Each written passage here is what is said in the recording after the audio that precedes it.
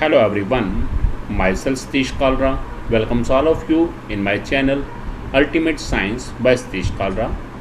And dear students, today we are doing topic physical and chemical properties of group 15 elements, that is nitrogen family, of chapter 7 p block elements of class plus 2. And in my previous video I have covered the topic periodic properties of group 15 elements.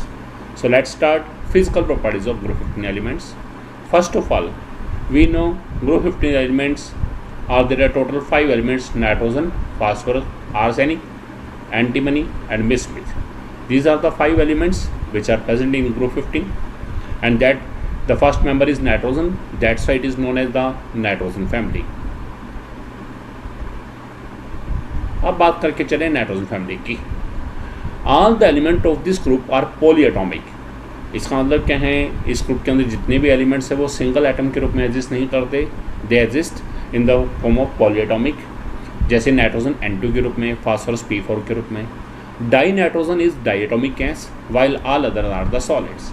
Nitrogen nature में कैसे exist कर रहा है, N2 के रूप में, phosphorus P4 के रूप में. सो जो N2 है this is a diatomic gas while all others are the solids. So this is about physical properties.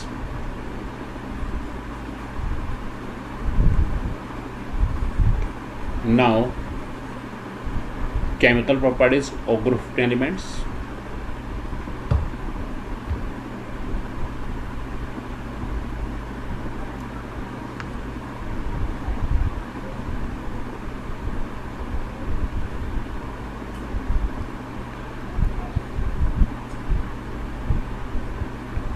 Chemical properties of group 15 elements.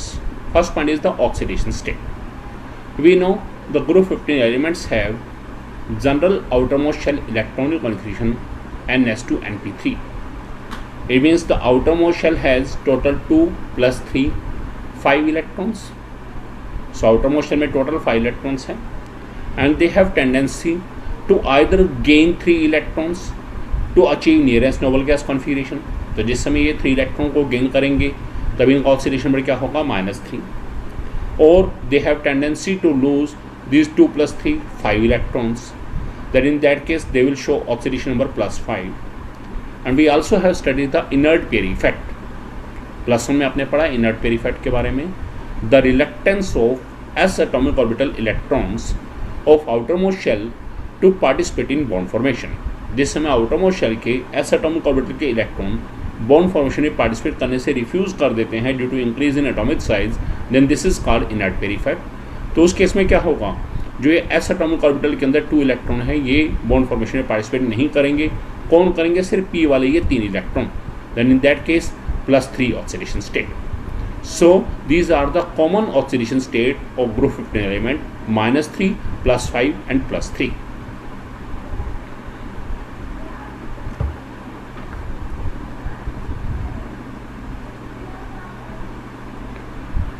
देखिएगा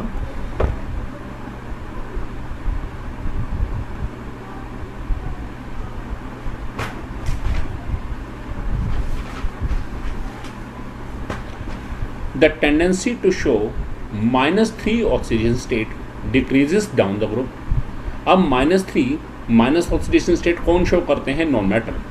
और जब ग्रुप में नीचे जाते हैं तो मेटालिक करेक्टर इंक्रीज होता है, इसका नॉन मेटालिक करेक्टर क्या होगा, डिक्रीज. तो इसलिए -3 ऑक्सीडेशन स्टेट शो होने की टेंडेंसी कम होती जाएगी. The tendency to show -3 oxidation state decreases down the group due to increase in atomic size and increase in the metallic character. Next is +5 and +3 oxidation state. आपने पढ़ा है inert pair effect की वजह से. Inert pair effect से क्या होगा, the lower oxidation state becomes more stable than higher oxidation state. तो +5 की स्टेबिलिटी कम होती जाएगी और +3 की बढ़ती जाएगी due to inert pair effect. The stability of +5 oxidation state decreases down the group, and that of +3 oxidation state increases down the group due to inert pair effect. Nitrogen, the first member of this family, can show +1, +2, +3, +4, +5 oxidation state whenever it reacts with the oxygen to form oxides. जिस समय हमारे पास nitrogen जो है oxygen से मिलेगा और oxide बनाएगा, तो उस समय में यहाँ पर हमारे पास इसकी +1, +2, +3, +4, +5 ये सभी ऑक्सीडेशन स्टेट शो करेगा. whenever it react with oxygen to form different oxides. For example, यदि हम बात करके चले जैसे N2O है, N2O में यदि हम देखें तो नाइट्रोजन का ऑक्सीडेशन नंबर क्या है +1, NO के अंदर +2 है, N2O3 में नाइट्रोजन का ऑक्सीडेशन नंबर +3 है, N2O4 में +4 है, N2O5 में +5. सो नाइट्रोजन जो है it can show +1, +2, +3, +4 and +5 oxidation state whenever it react with the oxygen element to form different oxides. अब यहाँ एक बहुत ही इंपॉर्टेंट क्वेश्चन आता है. क्वेश्चन क्या है? Why covalency of nitrogen does not exceed beyond 4. कि नाइट्रोजन एलिमेंट की जो कोवैलेंसी कभी भी 4 से ज़्यादा क्यों नहीं होती. यह क्वेश्चन ऐसे भी आता है, why nitrogen can not expand its octet. Nitrogen अपने ऑक्टेट को एक्सपेंड क्यों नहीं कर सकता, यानी कि अपने चारों तरफ 8 से ज़्यादा इलेक्ट्रॉन क्यों नहीं रख सकता. अब देखिएगा इसका आंसर क्या है हमारे पास. ऐसा सिमिलर क्वेश्चन ग्रुप 16 में फर्स्ट एलिमेंट ऑक्सीजन उसके लिए भी आएगा. अब इसका रीज़न सेम है हमारे पास, एक जैसा रीज़न चलेगा. देखिएगा, आप नाइट्रोजन को देखते हैं. We know the atomic number of nitrogen is 7 and its electron configuration is 1s2, 2s2, 2p3. In the case of nitrogen, the outermost shell is 2 and the second shell can have s atomic orbital p and it cannot have d atomic orbital. इसका मतलब nitrogen के पास सिर्फ s वाले s sub shell का 1 atomic orbital है और p सब shell के 3 एटॉमिक ऑर्बिटल हैं. टोटल 4 एटॉमिक ऑर्बिटल हैं और इन्हीं को यूज करके ये बॉन्ड बना सकता है. जबकि यदि हम बात करके चले सेकंड शेल की, सेकंड शेल में d atomic orbitals, d sub shell exist ही नहीं करता, क्योंकि सेकंड शेल का मतलब n क्या होगा 2, L वैल्यू क्या होगी 0 and 1, क्वांटम नंबर आपने पढ़ा है, यानी कि S और P. तो यानी कि 2D जो है दैट डज नॉट एग्जिस्ट, ये एग्जिस्ट ही नहीं करता. तो जब एग्जिस्ट नहीं करेगा तो इसका मतलब सेकंड शेल में only 4 atomic orbital are present, 1 of S sub shell and 3 of P, total 4. So that's why it can form maximum 4 covalent bond. It is due to the absence of, answer देखिएगा, it is due to the absence of vacant d atomic orbital in case of outermost shell of nitrogen. That's why its covalency does not exceed beyond 4. इसकी covalency कभी भी 4 से ज़्यादा नहीं होती. जबकि जो बाकी मेंबर हैं हमारे पास इस ग्रुप के, while the higher members can show covalency beyond 4, it is due to the presence of vacant d atomic orbital. For example, the covalency of phosphorus is 5 in case of PCl5. आपने plus में PCl5 पढ़ा. PCl5 में phosphorus जो है 5 chlorine atom के साथ जुड़ता है और टोटल 5 कोवैलेंट बॉन्ड बनाता है.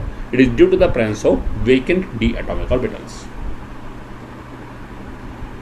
सो हायर मेंबर्स में vacant d atomic orbital present हैं, सो दैट्स वाई उनकी कोवैलेंसी 4 से ज़्यादा होगी and they can expand their octet. और जो नाइट्रोजन है उसमें डी एटॉमिक ऑर्बिटल एब्सेंट है, that's why its covalency does not exceed beyond 4. Next topic is catenation.